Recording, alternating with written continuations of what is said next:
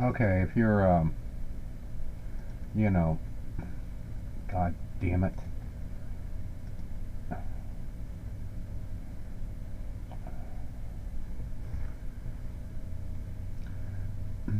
Anyway, if you're drawing an object here, okay,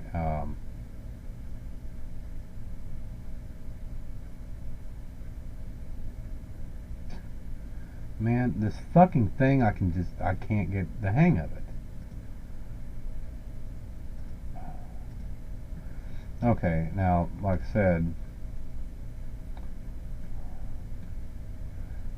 using mouse gestures there, but if you wanted a dimension between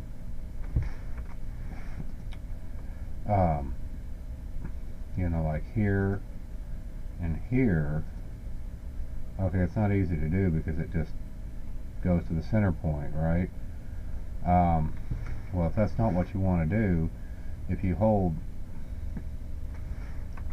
God damn it, if you hold shift and select the arc, then it'll do that. So I can select like 2-inch, you know. Anyway,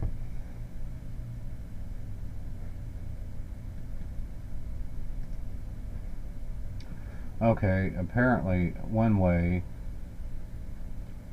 of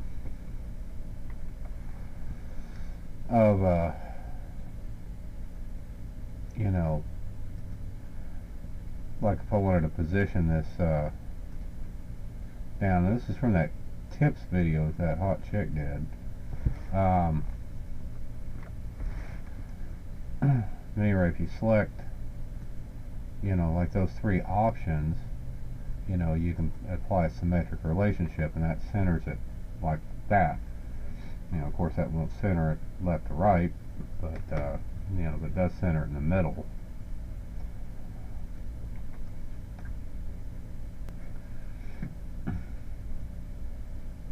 You know, I was gonna, you know, put a point here and then make this coincident with the center of this, but you know, that's still, you know, that'd be kind of a fixed scenario, I would imagine, and it would be arbitrary too.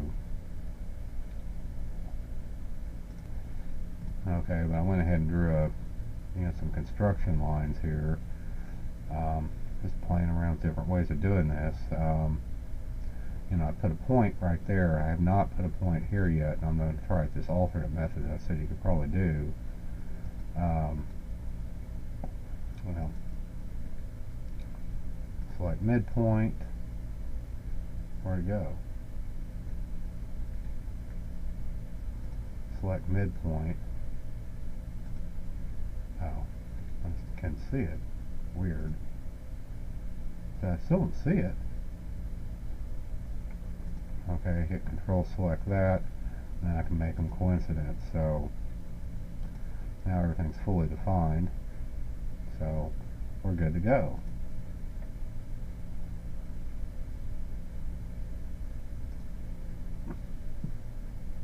Add material or remove it. So SolidWorks is pretty intelligent as far as that goes. So maybe when you want to extrude that or do a cut, extrude it down 20. Be sexy. Anyway, I can just tell by her voice. But you know, this instant 3D is just that. You know, it's just being able to select a, you know, an object and drawing on it like I did before, apparently. Although I was having difficulty with that for some reason.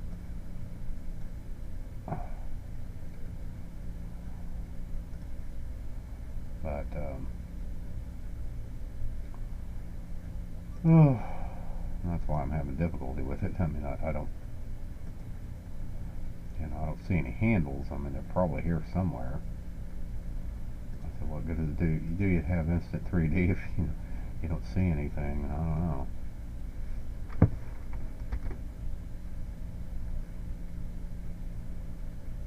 But at any rate, but anyway, that's what that is.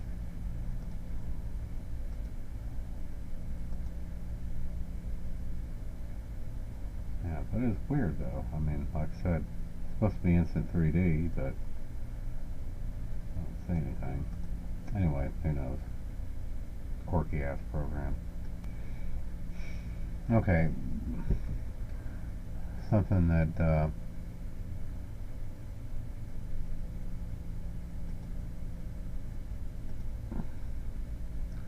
you know, if you wanted to form a slot and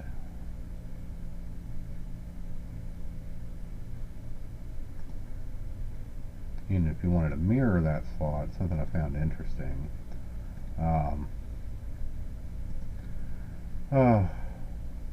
You know, is being able to, you know, certainly you can take this and hit mirror entities, I suppose, and it creates an automatic mirror. Now, what was interesting is what she was doing. See what I'm saying? It's like an active mirror, so, you know, if you wanted to change lengths or positions, you know, the mirror, the entity is mirrored and reflects that change, so it's almost like they're associated, you know, with each other or linked, you know, when you form a mirror. So, you know, it's not just a copy of the geometry by default. It's apparently a little more to it than that. You know, and what's interesting is, let's say, I guess there's a relationship, you know, symmetric relationship. So that's ostensibly what, you know, keeps them like that. I mean, I might be able to delete that relationship, and now they're, you know, they don't do that anymore. So, but I still got my copy. So, but, you know, because like I said, I don't know if there's a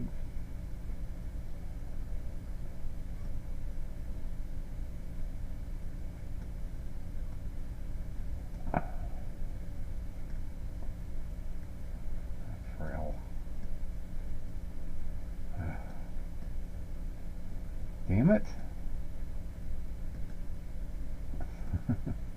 How do I move this motherfucker?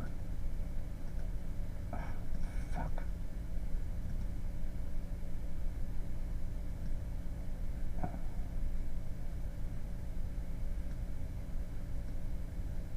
Man, I can't fucking move this. I had to box select the whole thing. Anyway, let's just I wanted to see what mirror entities did on its own. Okay, so you can choose it to be a copy. Mirror about. Okay, so right now we got it as a copy.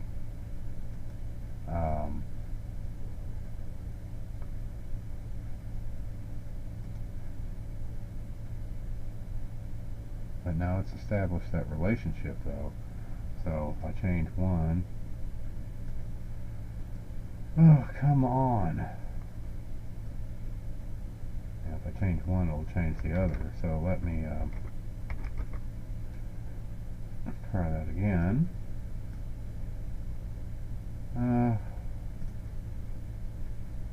Okay, and not select copy. You know, you'd think a copy would be. Damn it. Mirror about this axis. Alright. Oh, So, okay.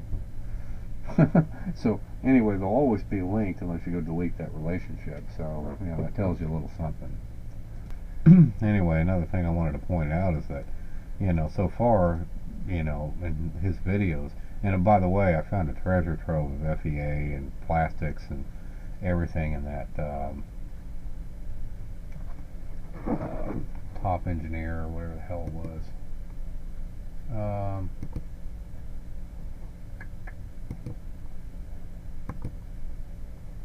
Where the fuck was it?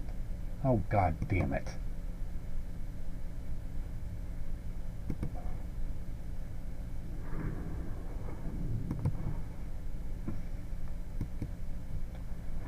Oh, what the fuck do I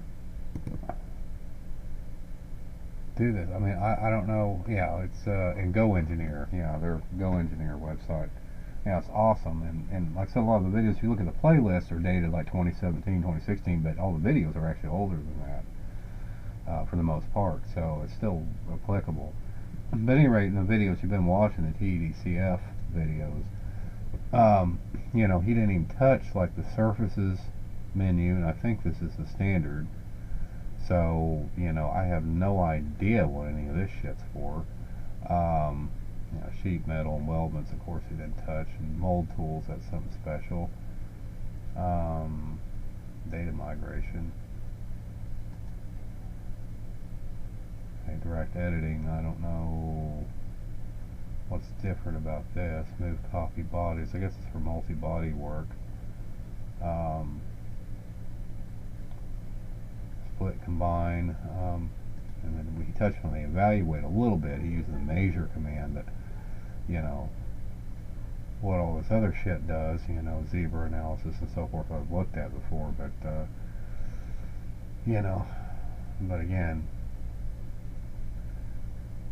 you know, he hadn't really touched on all this. I guess we'll get to some of this in the next series of videos. Dem expert, this is when you're bringing in importing other files, and here's our photo view 360 or SolidWorks, SolidWorks motion, you know, which he doesn't touch on at all. But these Go Engineer guys do. They have videos on that. SolidWorks simulation, toolbox, routing. So, but I know we wouldn't go touch on those. But anyway, some of these basic features, I don't really know what this is all about. So, who knows? Maybe we'll solve some of my other problems.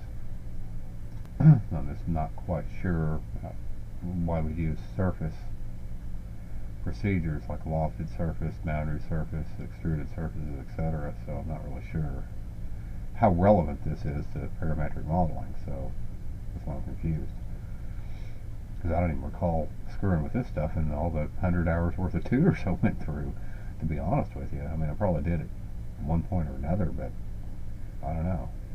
I don't know what the point to these tools is.